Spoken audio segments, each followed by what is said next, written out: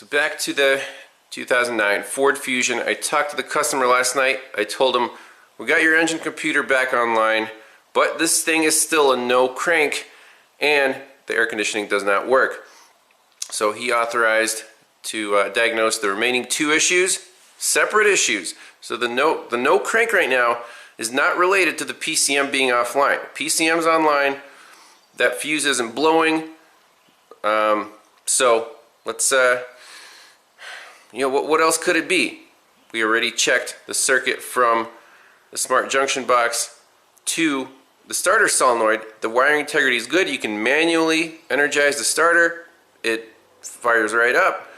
But why is the smart junction box not energizing the starter? Let's print out the wiring diagram and take a close look.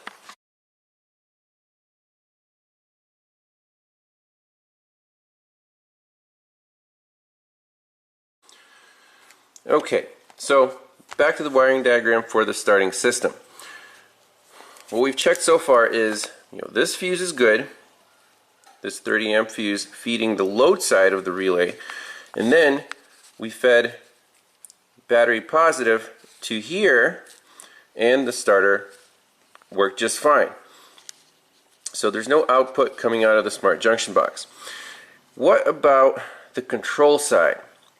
Let's see, even though the PCM is saying starter enable, I want to put a voltmeter right here and see what the voltage is when you turn the key on and then to crank.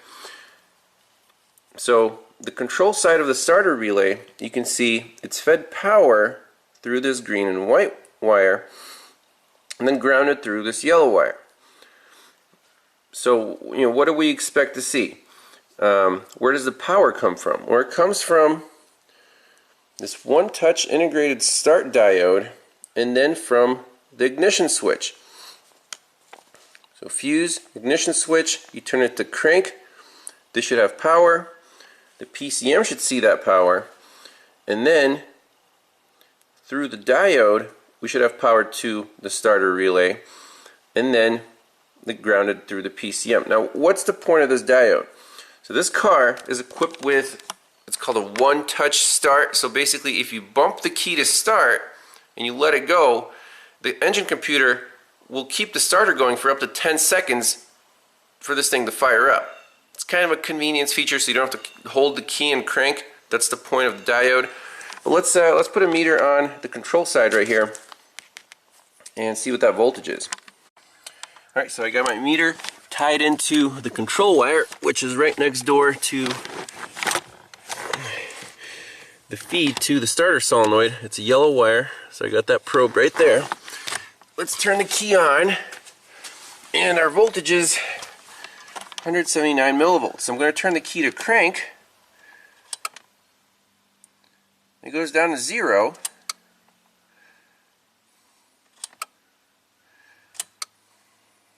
Okay, so what does that mean? That means the PCM is definitely grounding this leg. It goes to 0.0 millivolts. So I'm not worried about the PCM or this wire. What about the feed to the control side of this non-serviceable starter relay? Well, let's check this fuse and check this one-touch integrated start diode in the battery junction box under the hood. Alright, so fuse F14 15 amp should be hot at all times. 14 is right there, the second one in this top row. There it is, the 15 amp. So test light, hot on that side, hot on that side. So that fuse is good. One touch integrated start diode. Let's find where this lives and see if the power is at least making it to here. Okay, let's find the physical location of one touch integrated start diode, OTIS diode. So right here, it looks like a fuse. It's supposed to be pointed towards the right, and the other one's a PCM diode. So let's check this guy. It should be one slot over from the PCM power relay. Let's try to find that. Alright, here's our smart junction box. Here's the PCM power relay. Here are two diodes. look close. Remember in the diagram, it's supposed to be pointing towards the right? Look at this, it's pointing towards the left. Ha! Ha ha! So someone was here, probably doing whatever, and installed this diode backwards. I have never seen that before. I guess it'd be a simple mistake to make. That's why this car is a no crank. Let me take a picture of this for the owner. We're going to flip this around. This thing should fire right up. Alright, so let's flip this sucker around.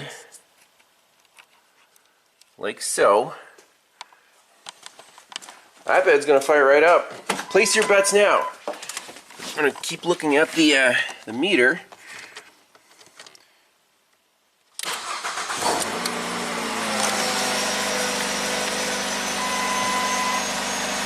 Is that it? One blown fuse and one flipped diode. Insanity. And this guy, he had it diagnosed in at least 1 or 2 shops. This car's been down for months. Now, my question still is, why did that fuse blow? Because apparently, you know, according to the story, he had his AC recharged, and the mechanic backed it out, and he said it just stalled out, and it never ran after that. Crazy. So, we'll let it warm up a little bit. We can check the air conditioning system. Take it for a test drive. I mean, it doesn't have plates on it, but we can take it up and down the street here. I have no words, so no parts required so far. Or just a fuse and flip the diode around. Kind of blows my mind. So while it's running here, take a look at some basic data. It kind of smells bad, the exhaust. We have a pending P219602 sensor signal bias stuck rich bank 1 sensor 1. I'm going to save that in a report. I want to take a look at some live data.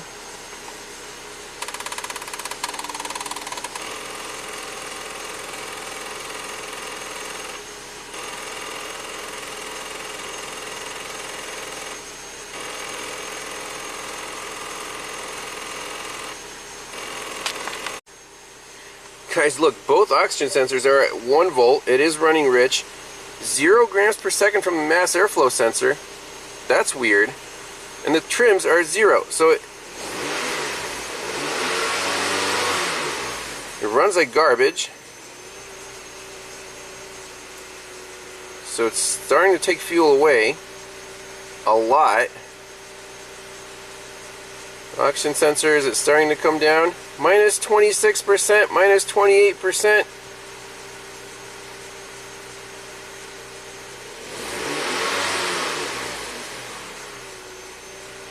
You can't go any lower. It's still running rich. Why do we have nothing coming from our mass airflow sensor? And it's not setting a mass airflow sensor code. I'll take a picture of that. This is pretty crazy. We're not done with this car. So that's really bothering me. Why is it not setting a code for that? Let's unplug the mass airflow sensor. No change on there. Fuel trim went to 0. Did it set a code?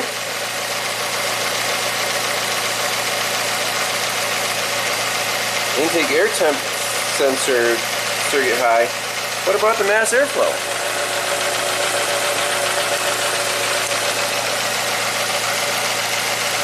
Oh, this car stinks. Alright, so I'm in the Ford OE menu because we have more data relating to this mass airflow sensor. So we have grams per second and volts. It says no air on the mass airflow sensor status. And there's the RPM. So I'm going to fire it up.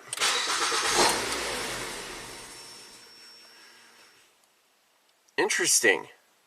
So it did read something, right, initially. Let's try again. We'll rev it up. Really not happy.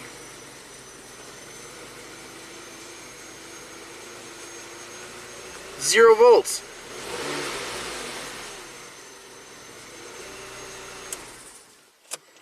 That's obviously incorrect. Why did we get a little spike there?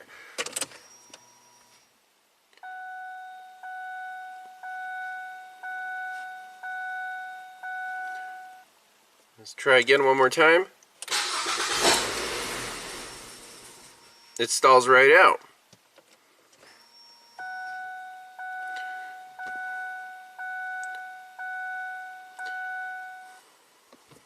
One more time.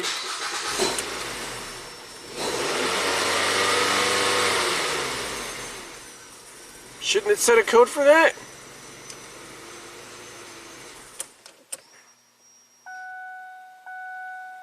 Okay. Well, that's the data we have. Let's do some actual voltage measurements. Pull up a wiring diagram of this mass airflow sensor.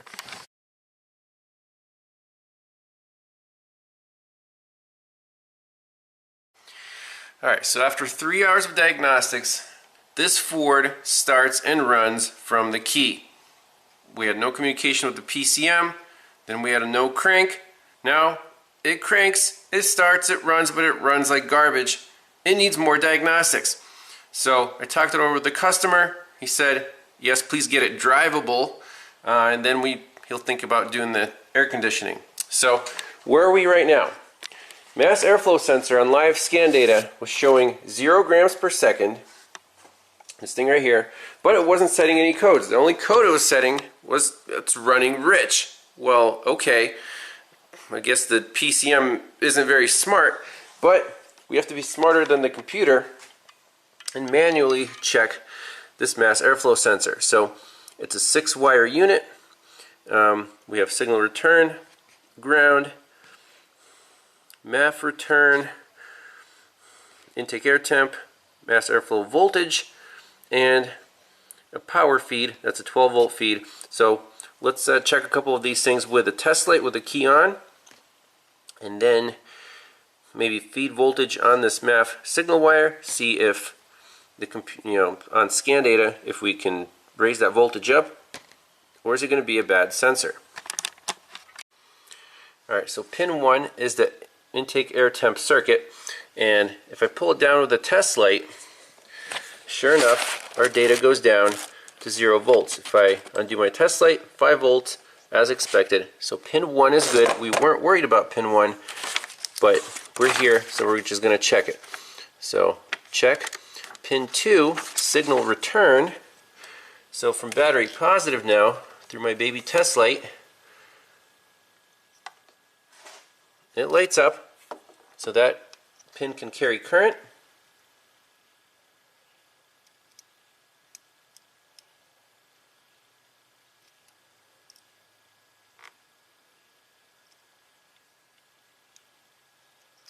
That's fine.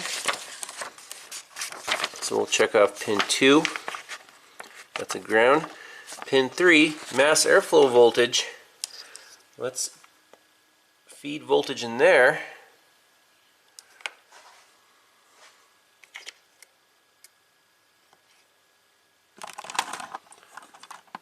Okay, so we have 2.5 volts going through my test light. Nice and steady, 36 grams per second. Undo my pin, it's fine. Let's try again. Why is it showing 0 volts?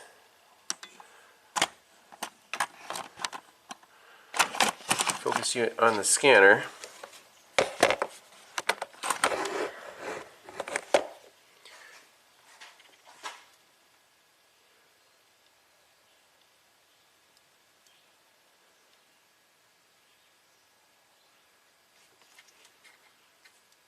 I'm going to wiggle the connector, wiggle my pin. So right there, did we lose? Is my probe not making good contact? I think it is.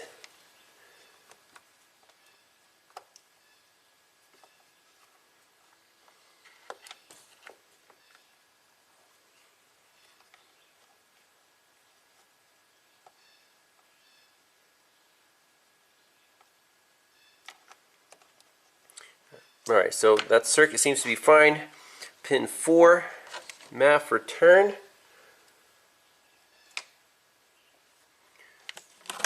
So no light. So pin 4 is questionable. Pin 5 is going to be a ground. Yep, pin 5, so we can check pin 5 off. And pin 6 is going to be a power feed. So we want to go back to battery negative. Yes, our test light lights up, so pin 6 is good.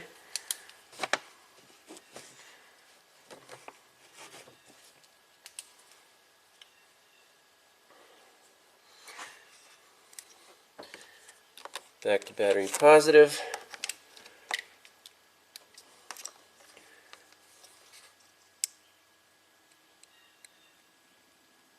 So pin 4, MAF return, doesn't do anything.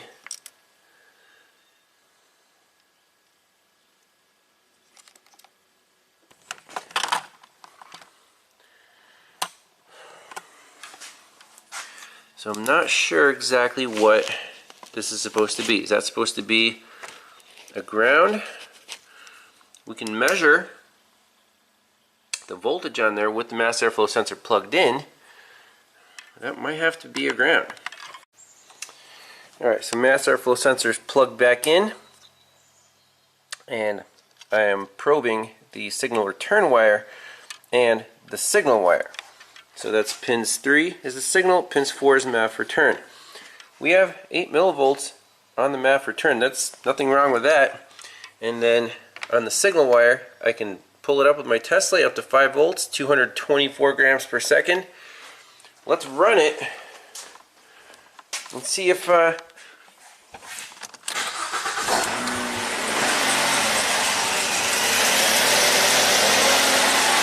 turns fine. Is it a bad mass airflow sensor? Sure looks like it. Let's take it out and see if the guy messed with it. So we're going to do a little check here. Here's the mass airflow sensor. I'm just going to blow through it and we're going to look at the scan data.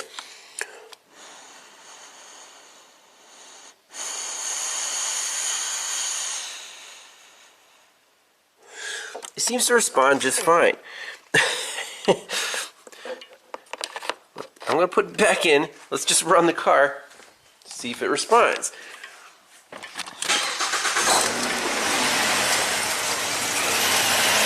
Zero grams per second. Don't blow through it.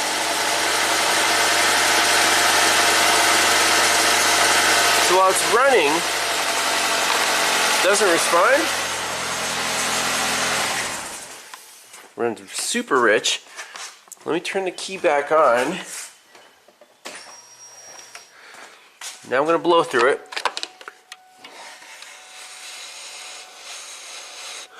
It works perfectly. What gives when this car's running, mass airflow sensor is not working. But with the key on, you blow through it, it shows a signal.